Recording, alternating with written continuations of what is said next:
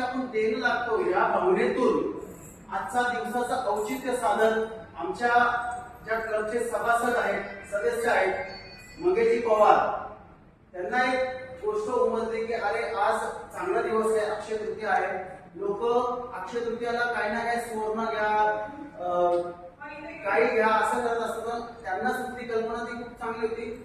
आम्हाला खरं बोलायला कामं असल्यामुळे जमत, पण आम्ही ती कामं रहित केली आणि आज इथे येण्याचं आम्ही ठरवलं की आज अक्षय तृतीयाच्या माध्यमातून आपण या संस्थेला काहीतरी द्यावं या भावनेतून आज आम्ही इथे आलो.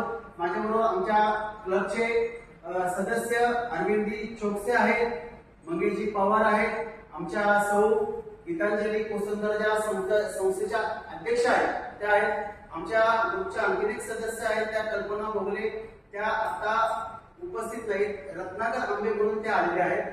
तर आम्हाला इथे येऊन खूप तुमच्याशी बरं वाटलं. तुम्ही केलेलं जे कार्य आहे, जे तुम्ही आज विणकाम केले, जे आम्ही आज बघितलं, ही कला नाही का तुम्ही बाहेर विणलेले लागतात पण मावशीचं विणतात त्या, तर आम्ही पाहिलं की ही कला गेले 25-30 वर्षापूर्वी आम्ही पाहिलेली, ती लुप्त झालेली कला आज इथे येऊन आम्हाला ती पाहायला मिळाली.